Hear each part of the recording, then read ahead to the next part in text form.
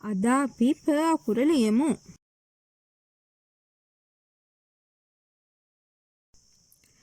වණකම් எல்லாருக்கும். හායි යාළුවනේ. කොහොමද ඉතින් ඔයාලට? ඉස්ටෙමි Sinhala with Nirosha YouTube channel එකට එකතු වෙලා ඉන්න ඔයාලව ආදරයෙන් පිළිගන්නවා. අපි මේ දවස්වල කතා කරන්නේ මේ යෙලුත් එක්ක ව්‍යංජන අකුරු ගැන. එහෙනම් අද වීඩියෝ එකට යමුකෝ.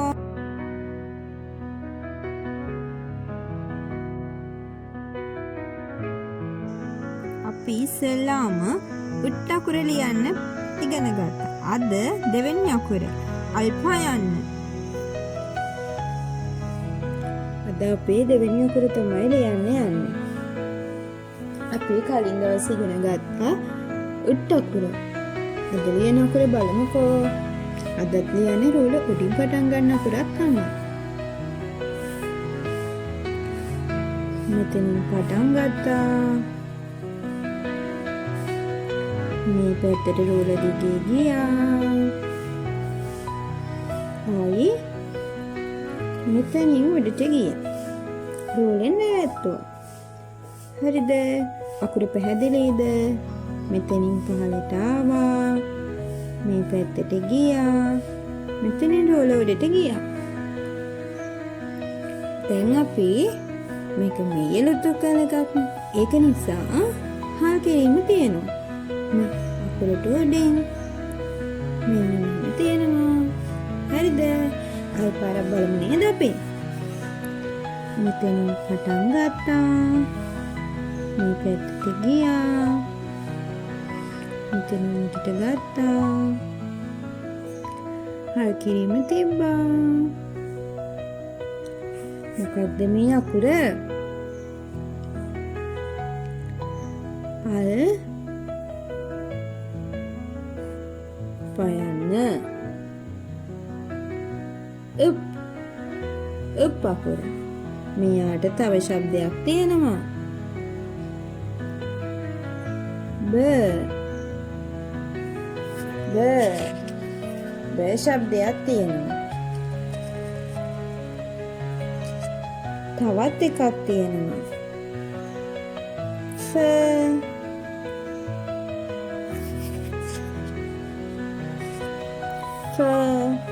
එතකොට අපි මේ ලියපු අකුරට ශබ්ද තුනක් තියෙනවා. උප්, බ, ෆ. මේ ෆ කියන එක නම් ගොඩක් වෙලාවට පාවිච්චි කරන්නේ ලෙමන් ෆක් කියද්දි ඒ වගේ වෙලාවල් වලට විතරයි. බහුලවම පාවිච්චි කරන්නේ උප්, බ කියන එක. අල්පා යන්නට හල් කිරීම දාපුවාම උප් කියලා තමයි ශබ්ද කරන්නේ. හල් කිරීම දාපුවාම උප්.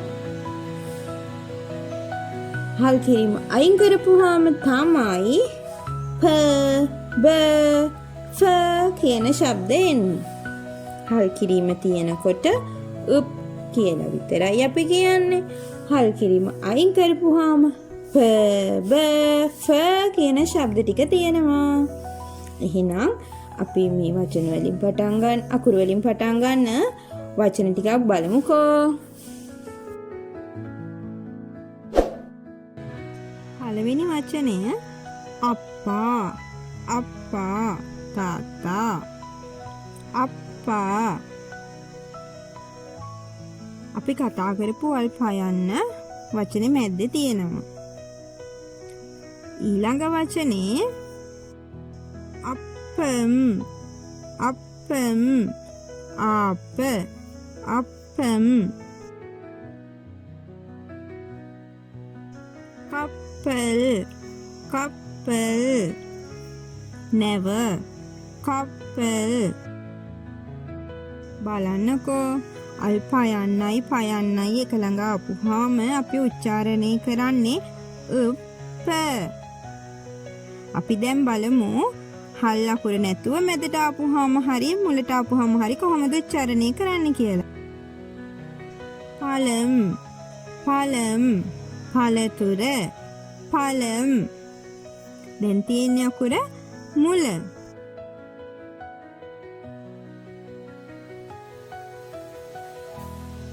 පාම්බු. පාම්බු. සර්පයා, පාම්බු. බලන්නකෝ මේකෙදී අන්තිමට තියෙන ප අකුර අපි ශබ්ද කරේ බ කියලා. එහෙනම් අදට පාඩම ඉවරයි. ඊළඟට ගේන අකුර මොකක්ද කියලා ඔයාලා කමෙන්ට් කරගෙන යන්නකෝ. ඔයාලට හිතෙන විදිහට. එහෙනම් අපේ channel එකට අලුතෙන් එකතු වෙච්ච කෙනෙක් නම් channel එක subscribe කරලා like එකක් දාලා comment එකක් දාලා යාළුවන්ටත් බලන්න share කරන්න. එහෙනම් අදට ගිහින් එන්නම්. மீண்டும் சந்திப்போம். நன்றி.